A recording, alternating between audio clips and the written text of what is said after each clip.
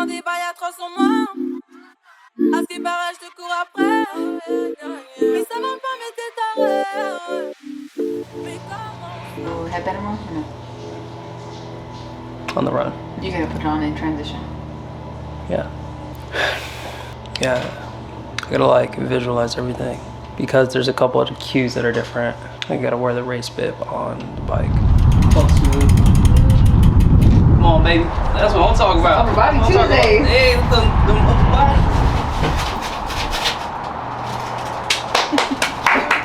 I ain't trying to buzz, break nothing, tear nothing, twist nothing. Oh, dja dja, y'a pas moyen, dja dja. J'suis pas ta cata, dja dja. Genre, en katana, baby, tu détestes. Oh, dja dja, y'a pas moyen, dja dja.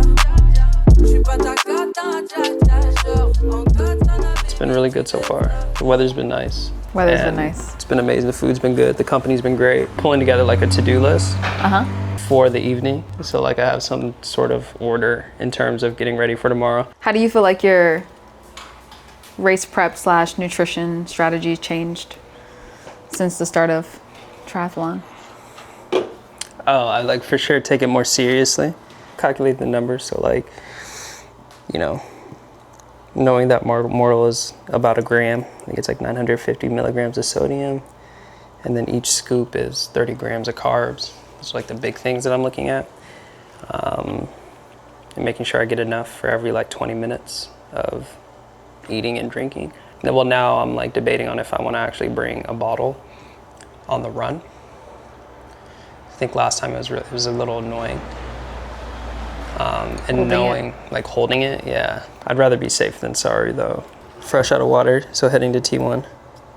And then we have 20, 40 an hour, 2 hours, 2 hours 20, 2 hours 40.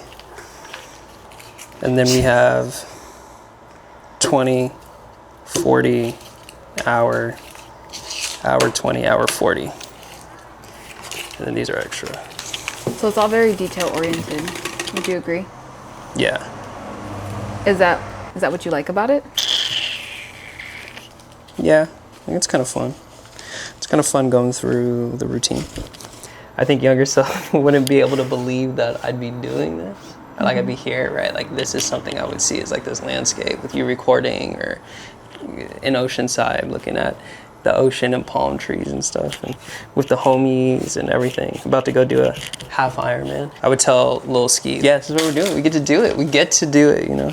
It's something fun. It's such a blessing to be able to like to do it, to have the means to do it, to have the want and the ability to do it. And so I think simply because you can do it is such a blessing in and of itself and a responsibility to go and do it.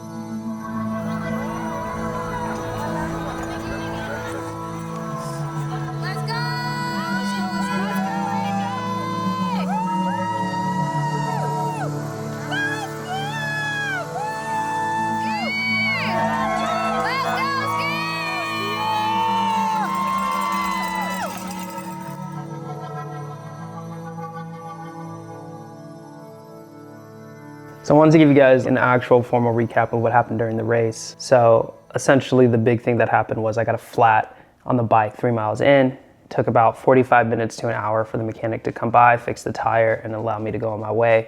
And that really threw the entire race off, but that's okay. You know, I'll start from the beginning. So the race itself was beautiful. As you saw, leading up to the race was absolutely insane.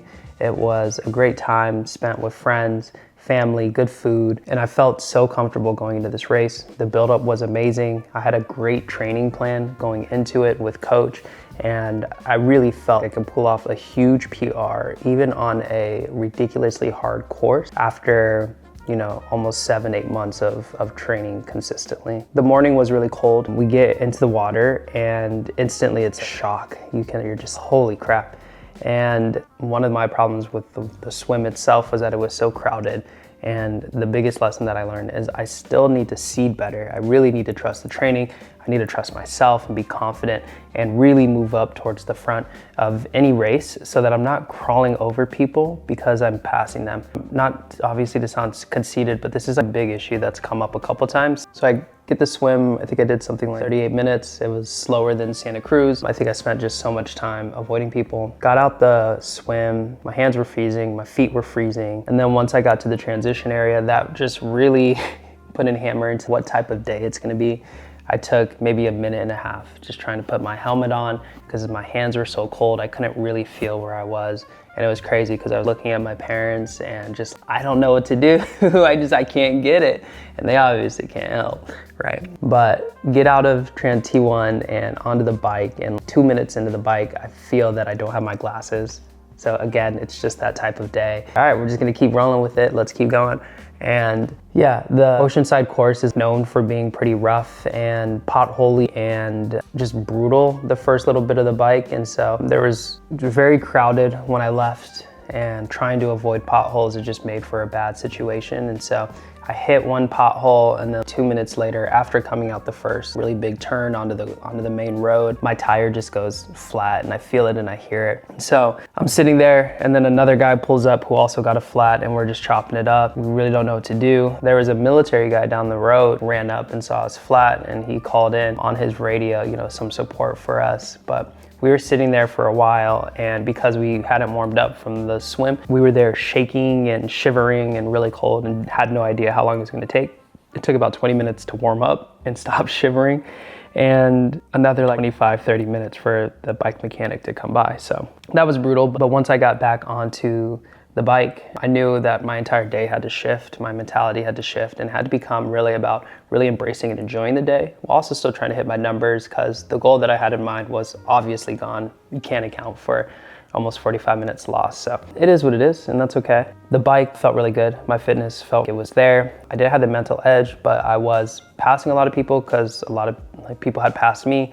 And once I got back on the bike, I was able to catch up with them. And as I was passing people, it was really cool because I was able to, kind of give them the, hey, keep going, looking good, keep working hard, da, da, da. Just the reactions made it so awesome and so nice to be able to enjoy the day. It was just such a good day. And so I was really grateful for that, really, really grateful for that, and did the bike pretty well. That was the only mishap, was the flat. And yeah, felt good going into T2.